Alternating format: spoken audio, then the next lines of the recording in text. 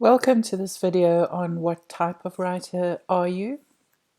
This is a webinar presentation that I gave for the School of Graduate Studies at Memorial University's Graduate Students Writing Cafe series, and it's part of their Edge series as well. What type of writer are you? Now, this is a follow-up video to one I did earlier on approaches to writing. And I think it's really important, which is why I'm focusing on this. And I think for some writers, for many writers, it can be a small realization, a small self-realization, but have very big impacts. And this is borne out in the literature. In the Lonker and colleague study, they found that doctoral students who they showed how writers, they show how there's a link between how writers conceive of writing and the approach they take to writing, and that approach influences success or failure, commitment or non-commitment to developing writing practices. So what is a writing approach? It's the relationship between the beliefs writers have about writing and the patterns of writing strategies they employ. So to see that in practice, this is what would happen is your beliefs would impact on your strategies. And your strategies would be how you go about writing a piece, whether or not you, you plan beforehand or you just write. So those are your strategies. And that would affect your outcomes positively or negatively. Now, there are two global approaches to, or very generalized approaches to writing, and this is deep or surface approaches. Within a deep approach, the writer is actively involved with writing in the sense that the writer will watch YouTube videos, will read books on writing, will look at anything that will help them with their writing. And this is a developmental approach to writing. And they also have this global metacognition. And what I mean by metacognition is the ability to think about your thinking. And in terms of learning, it would be to think about how you learn. So some of us are visual learners or oral learners, and understanding that provides you with an edge in terms of your learning, because then you're learning in the best way possible. And it's the same thing with writing, because if you understand how you write or how you work as a writer, you can develop strategies that will ensure your success. Now, a surface approach to writing is a very fixed process often, where the writer sees writing as almost invisible and focuses on the context, on the content, and then doesn't work on writing. Writes to report and only works on writing when absolutely forced to. Now, both of these approaches can be successful, but you are more likely to get stuck with a surface approach than a deep approach, and you're more likely to be satisfied with a deep approach. So within the surface approach, there are different types of writers, and I've only mentioned a few here, and the ones that I've selected are the ones that I come into contact most often, I come into contact with most often. So the low self-efficacy writer, this is a writer who works in anxiety. It's a writer who's very doubtful of their capabilities. Writing is seen as something that is really painful, and they don't want to engage in it at all. They only write when they have to, and the whole process is defined by worry and doubt. The spontaneous impulsive writer, this type of writer doesn't plan but just dives in. So this writer is not interested in structure or organization or thinking through anything. They focus on their own thoughts and perceptions, and don't consider the audience, or don't consider structuring this piece of writing for an audience. And then the second last group, revision is not for me writer.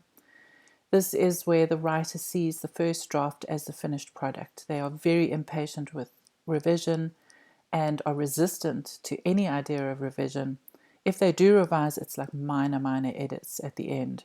They don't see the value in multiple drafts at all.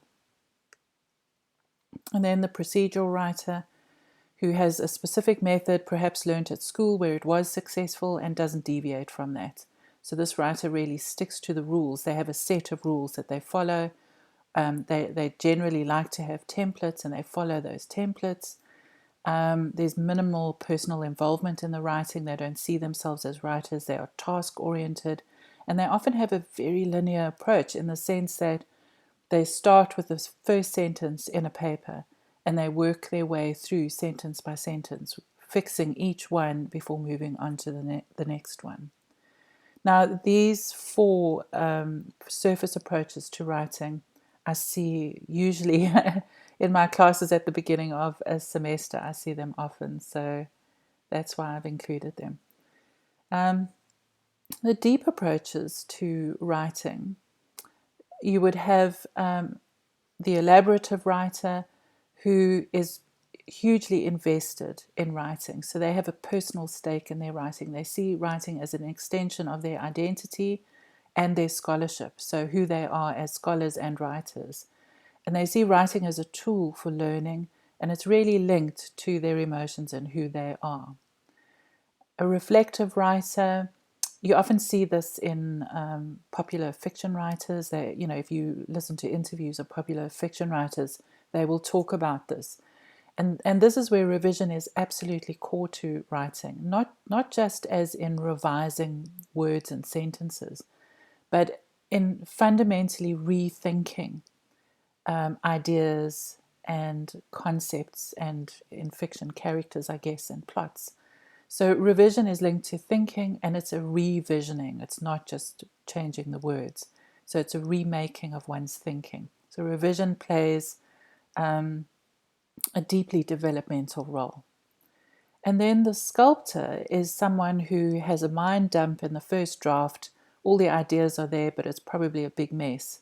But then begins crafting, and through the revision process will craft and hone that piece of writing for an audience. This writer will really pay attention to structure, the way the audience will experience the writing, and every word is important. So why is it important to know what type of writer you are? And I've put type in quotation marks because I want to problematize it. I don't want you to start saying, oh, I'm the worst type of writer. Really, what I'm trying to do is to surface your metacognition, to help you to see how you approach writing. And the reason why I think it's important to understand how you write is because when we make the shift, particularly from coursework, where you are a consumer of knowledge, to being an independent researcher, where you are a producer of knowledge, it can be really difficult and challenging. And this is a stage where people often get stuck and where they lose confidence in their writing. There are other stages as well, but this is one of the most common ones. And what happens is that the patterns and practices that worked for you in the past might not work for you in this shift from coursework to being an independent researcher. And you may not know why. And if you can see your approach to writing, then that might help you understand why your previous practices are not working anymore. So writing for courses is a very highly structured environment. It's tightly bound, there are clear benchmarks, it's driven by the instructor. While independent research writing is loose, it's unstructured, it's often chaotic, particularly in the beginning when you're trying to figure out what research you're going to do and trying to pin it down.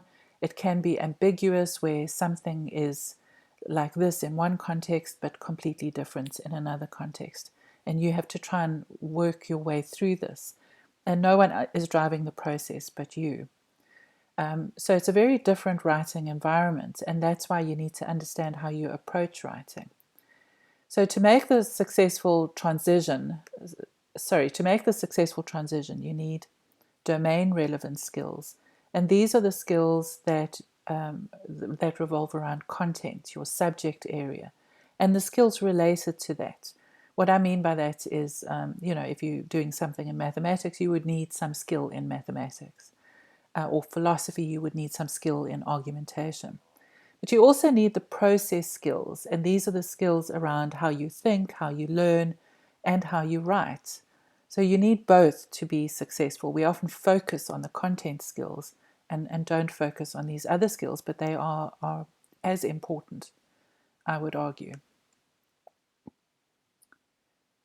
Sorry. Why is process important? Well, students who focus on process and not only on content or product experience less stress, exhaustion, and anxiety. And this comes out of the research literature. So, seeing one's thesis as a process of learning and development contributes to well-being, resilience, and persistence. And I'm sure you can see this, because if you focus on the product and the product isn't happening, then that's when you experience that stress. But if you focus on the process and you're stuck, then the process becomes a learning environment. And you're saying to yourself, why am I stuck? What can I learn from this? How will I develop if I learn this? So it's a different approach. Writing as learning and development. If we find meaning in developing our writing, then we'll find the whole process meaningful. So this feeds into commitment and motivation and persistence in a degree. So if we're saying, well, I'm learning through these blockages, then we're more likely to persist through the blockages than to give up. So in terms of types of writers and approaches to writers, a more recent article came out by Lonka and colleagues, and this is what started me on this presentation. They found two main approaches to writing in their large doctoral study that they conducted. Growth transforming, which is their term, and fixed blocking approaches to writing. So growth transforming were writers saw themselves as being in a creative act of construction, writing as knowledge transformation, which is so important to understand, rather than recording or reporting on knowledge, so knowledge telling. Understanding the role of writing in creating knowledge is really important for this approach. People within this approach also used a process approach, drafting, revising, and revising with feedback, so they understood that feedback was a necessary component. They were willing to change their approach and their practices, and they saw themselves as writers. And an outcome of this was that most of these growth transforming writers were satisfied with their programs, or they were more satisfied with their programs. And the fixed blocking approaches to writing, with these writers, writers had very fixed beliefs about writing, and they tended to be negative beliefs. I can't change this. I'm not a writer. I'm a science person. I've never been a writer. Those kinds of phrases. They often had writer's block. They believed in writing as an innate ability. Now, often these beliefs come from communities, right? They're not your personal problem. They are developed out of the schooling system, or the teachers that you've had around you, or even family and writers around you. So having a very talented writer in the family can certainly confirm that belief that writing is an innate ability. So they're not just individual beliefs, they are built by communities around us. So I don't want you to beat yourself up about this. But fixed block approaches to writing are very resistant to learning about writing. And these writers tended to be the least satisfied with their programs. Now, Lonka and her group found that all graduate students experienced anxiety and stress, but that the growth transforming writers tended to be more satisfied with their programs. Now, they also came up with a third category, and I thought this was really fascinating. So the growth transforming group was actually the largest group in their study. And to me, this makes perfect sense, because doctoral students are where you are because you've been able to learn and adapt and grow. So it makes sense that the largest group out of a graduate student body would be growth transforming. And the smallest group would be fixed blocking, because if you can't change your strategies, you're going to find it very difficult to succeed. So it makes sense that the smallest group is the fixed blocking. And in the middle was this bigger group, which they called ambivalent. And this group swung between growth transforming and fixed blocking. And this is the group really that I think exists amongst graduate students without, those students who don't understand their approach to writing, because they're trying things but not understanding why some things don't work and why some things do. But the other thing that it shows is that there's no fixed type of writing. It's not innate, and it isn't ever fixed. So you can move and shift and change your approach and change your practices. And with awareness, you would shift into the growth transforming group, I would say almost immediately. So what to take away from this? Our writing types are definitely not fixed. We may employ different writing approaches to different tasks, and that's why they had such a big ambivalent group. So a task that's familiar to you, you could apply your, procedural or, one of the surface approaches and still be successful. But then you might be faced with a writing task where you need to change your approach completely. The most important thing to take away from this is that these are learned approaches.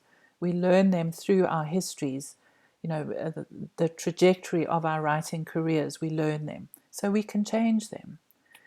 When we understand how we approach writing, we can then make meaningful decisions about the writer we want to be. And we want to be writers who are happy when we write. We don't want to be writers who are always struggling and full of anxiety. So understanding your approach to writing will help you make those decisions. And without this knowledge, we work in the dark and we don't understand why our writing practices that might have worked once don't work now. So when this is, I've really noticed it now at the beginning of the semester, this shift from when newcomers come into the program and their perceptions of writing. So newcomers often think research writing is about knowledge telling or recording of research, which really is a surface writing approach. And what you want to shift to is an understanding that research writing is about knowledge transformation, a deeply reflective, complex way of looking at writing, which is ultimately a deep writing approach. So there's no straightforward formula. Students come into my classes and they want me to give them the templates and to tell them how to do this quickly and easily. And unfortunately, there just is no straightforward formula. I can give you the templates, but if you take a surface approach, you'll find that you will get stuck at some point, and it won't help you in those times when you really need a more deep approach to writing. And it's really important to realize that the research environment is chaotic. It's full of ambiguity. It's a process of, thinking one thing, revising what you think, being challenged to change your perceptions, and continually problem solving, but at a philosophical level often. And what I mean by that is even when you choose your research methods, you may be choosing those research methods because you fundamentally believe in the value of the knowledge that those methods will give you. That's a philosophical problem-solving example. And we do this continually throughout our research process. So writing is developmental and creative. It's developmental because we're always working on it, we're always learning. And it's creative because we are constructing. So whether you're doing, whether you're writing a science paper or a physics paper, you are still constructing meaning around that topic. And that's why it's creative. And you're constructing it in a way that persuades, that meets an audience's expectations, and you will need to adapt that writing to the specific writing context. So in that sense, you're always creating, you're always constructing. So the key thing I want you to take away from this presentation is not that you are a type of writer, but that you can recognize the approach to writing that you are using in this instance. And then you can make decisions to adapt or change. So that's the one thing I want you to take away from it, is that if you understand how you approach writing, you can then change and make decisions that will, where you can apply practices that will increase your outcomes of success. So your writing approach is something that you can change, and then you can change your practices, which will change the outcome to the one that you want to have. So that's the one thing I want you to get out of this. The second thing is to understand that writing is always something we're working on. It's never something you know and then you know it all. It's a process of always working at it, and it's a developmental process. And then the third thing I want you to get out of it is this shift from coursework, which is very bounded, to independent research writing, which is unbound and can be quite daunting and chaotic. And to understand that it's a normal part of the process if you feel that. And developing a writing approach which is deep and open and adaptive will help you navigate that environment. Well, that's it from me. Don't forget to have a look at my other videos on YouTube. And thanks very much for watching the video. I hope you got something out of it, and best of luck with your research.